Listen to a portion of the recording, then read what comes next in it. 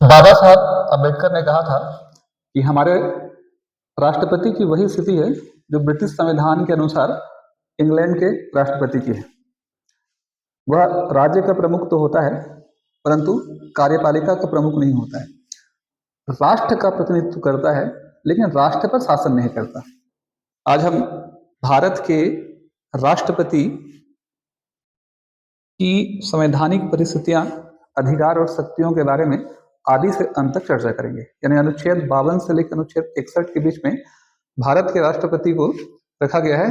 कौन सी शक्तियां दी गई हैं, कौन सी अधिकार दिए हैं, कौन से कर्तव्य हैं, क्या रोल होगा भारतीय संविधान की जो सबसे पहली इकाई जिसे हम कहते हैं, आज उसे ही हम शुरू करेंगे। संविधान के 5वें भाग में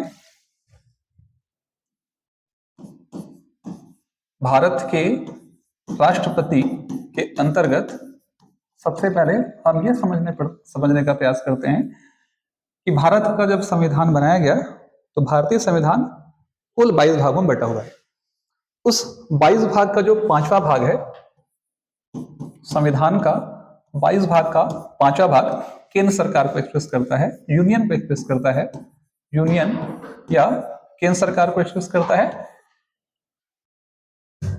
अनुच्छेद 52 से लेकर के अनुच्छेद 151 के बीच में केंद्र सरकार या यूनियन को रखा गया है। और इसकी सबसे महत्वपूर्ण कड़ी या सबसे महत्वपूर्ण इकाई जिसे हम भारत का राष्ट्रपति कहते हैं, उसी का अध्ययन हम आज की कक्षा में करेंगे। सबसे पहले अगर हम इसको समझने का प्रयास करते हैं तो आप ये समझ लीजिए कि केंद्र सरकार को मुख्य रूप से 3 हिस्सों में बांटा गया है। पहला है कार्यपालिका, दूसरा है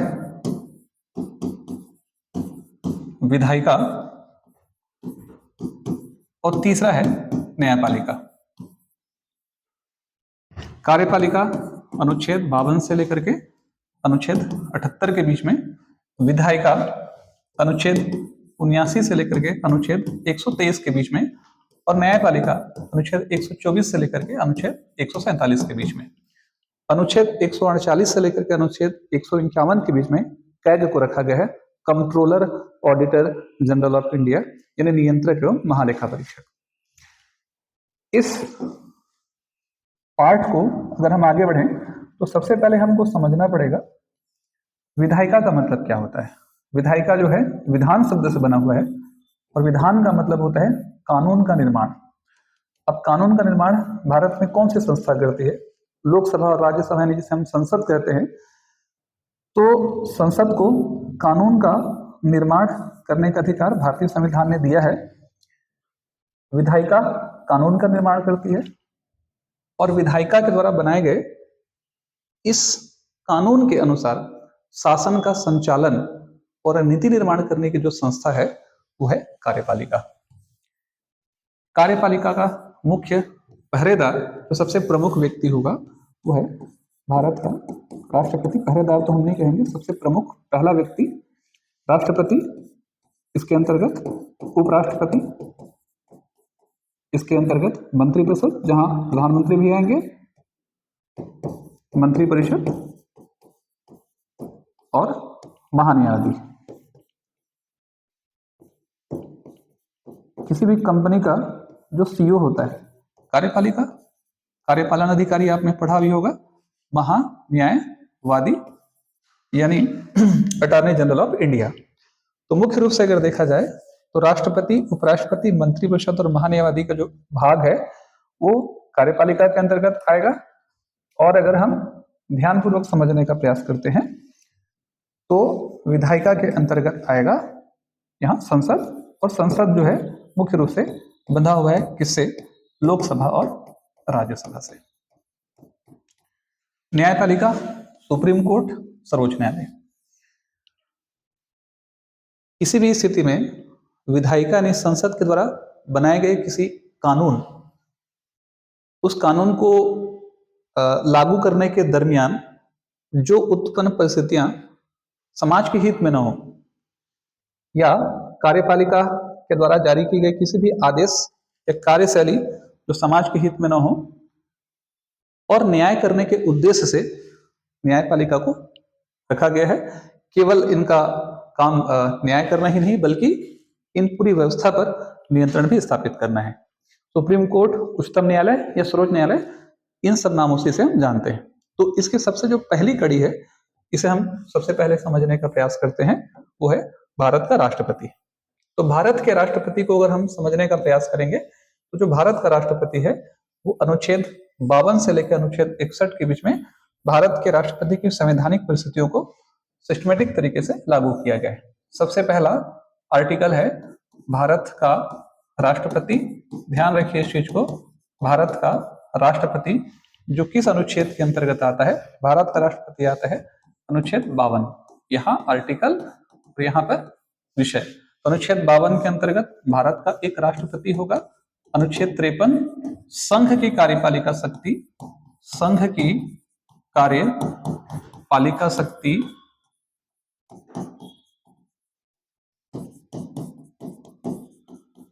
राष्ट्रपति के हाथों निहित होगी। संघ की कार्यपालिका शक्ति राष्ट्रपति के हाथों निहित होगी। अनुच्छेद 54 राष्ट्रपति का निर्वाचन, अनुच्छेद 54 राष्ट्रपति का निर्वाचन, अनुच्छेद 55 निर्वाचन की रीति, निर्वाचन की रीति, अनुच्छेद 56 राष्ट्रपति की पदावधि, अनुच्छेद 57 पुनर्निर्वाचन,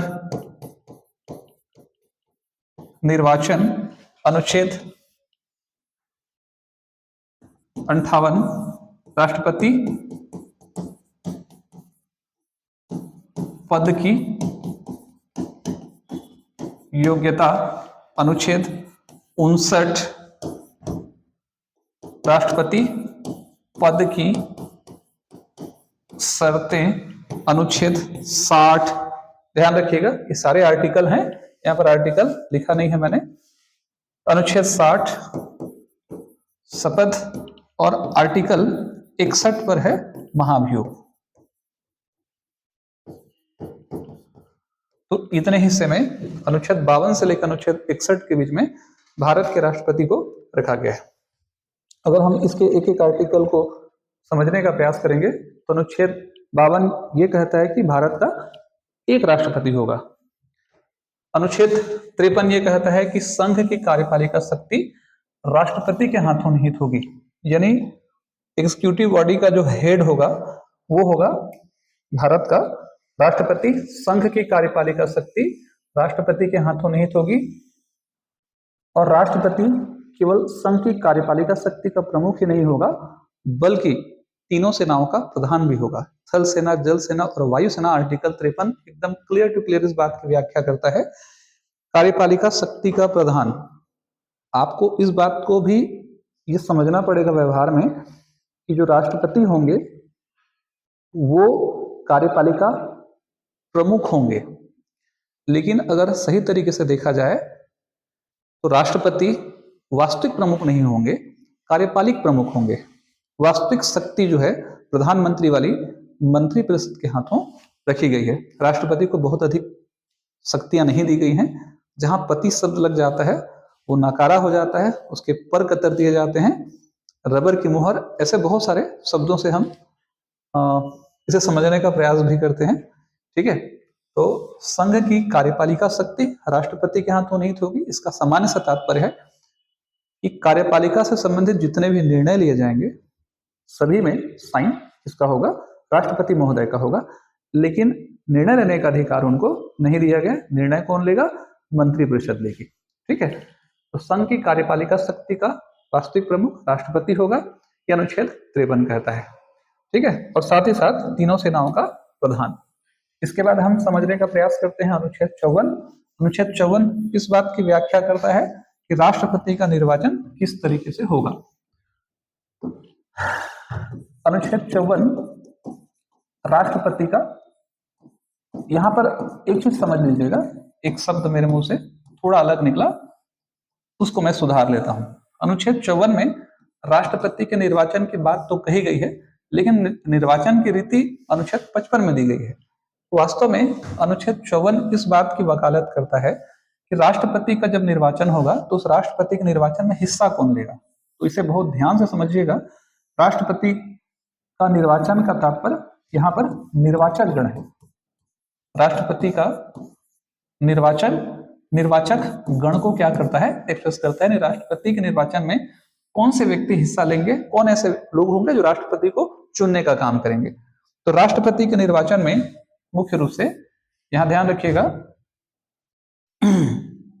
लोकसभा, सरल भाषा में लोकसभा के निर्वाचित सदस्य,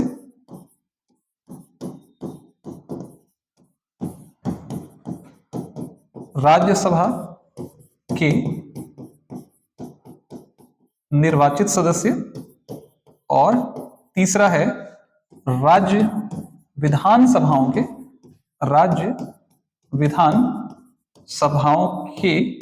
निर्वाचित सदस्य। बहुत ध्यान से समझने का प्रयास कीजिए इसको। ये 3 प्रकार के लोग जो है जिम्मेदार होंगे राष्ट्रपति के निर्वाचन में हिस्सा लेने के लिए। यानी लोकसभा के निर्वाचित सदस्य हिस्सा लेंगे, राज्यसभा के निर्वाचित सदस्य हिस्सा लेंगे, और राज्य विधानसभाओं के निर्वाचित सदस्य हिस्सा लेंगे। यहाँ पे ये भी अपने को समझना है, विधानसभा का तात्पर्य यहाँ पर जम्मू कश्मीर, पुडुचेरी और नई दिल्ली। इस बात को भी हमको समझना है। दिल्ली और पुडुचेरी यहाँ पर केंद्र शासित प्रदेश होने के बावजूद जो है, दिल्ली और पुडुचेरी, इस पहले पांडिचेरी कहा जाता था, वर्तमान में फ्रांसीसी बस्तियां हुआ करती थी। तो दिल्ली और पुडुचेरी के साथ साथ अभी जम्मू एंड कश्मीर, जम्मू कश्मीर जब यूटी का दर्जा दिया गया जम्मू कश्मीर और लद्दाख का, तो उसमें जम्मू और कश्मीर में विधानसभा का गठन किया गया है। तो दिल्ली, पुडुचेरी और जम्मू कश्मीर में भी विधानसभा का गठन है। तो यहाँ के जो विधायक होंगे, यानी विधानसभा के जो निर्वाचित सदस्य होंगे, इलेक्टेड मेंबर होंगे, वो राष्ट्रपति के निर्वाचन में हिस्सा लेंगे। तो 3 प्रकार के लोग होंगे, लोकसभा के निर्वाचित सदस्य, राज्यसभा के निर्वाचित सदस्य और राज्य विधानसभाओं के निर्वाचित सदस्य राष्ट्रपति के निर्वाचन में हिस्सा लेते हैं। अब लोकसभा की संरचना क्या है, राज्यसभा की संरचना क्या है, और मुख्य रूप से यहाँ जो एक शब्द प्रयोग किया जा रहा है, निर्वाचित शब्द का मतलब क्या है, इसे हम समझने का प्रयास करते हैं। तो आज की क्लास में लोकसभा को हम स्टार्ट में समझने का प्रयास करते हैं, अगली कक्षा में राज्यसभा को समझेंगे। तो ध्यान में रखिए इस चीज को आप। लोकसभा में अधिकतम सीटों की संख्या होती है 552। भारत का संविधान मूल, जब संविधान अगर निकाल के देखेंगे तो पहले 500 थी, चौथी बार जब परिवर्तन हुआ 1971 में, 71-72 में जब परिसमन आयोग की रिपोर्ट आई, तो उसके आधार पर सीटों की संख्या 552 हो चुकी है। परिसीमन आयोग टोटल 4 बार गठित हुआ है, और 2026 तक, यानी 2031 तक की जनगणना तक ये चेंज होने वाला नहीं है। हम आगे समझेंगे कि ऐसा क्यों होता है।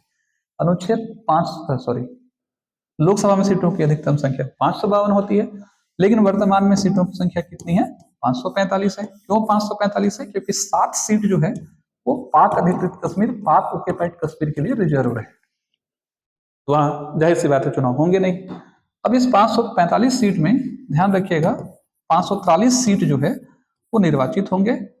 अब 2 सीट, अब यहाँ पर बहुत ध्यान से समझना है आपको। मैं इसमें बहुत कुछ एडिट करूंगा, स्टार लगा दूंगा, और यहाँ पे आपको अलग से समझाने का प्रयास भी करूंगा। यहाँ भी स्टार लगाए, समझ लीजिए अभी, है ना। तो अगर हम संविधान को उठाकर देखेंगे तो 543 इलेक्टेड हैं और 2 नॉमिनेटेड थे। इसलिए मैंने यहाँ स्टार लगाने की बात कही, यहाँ स्टार लगाने की बात कही।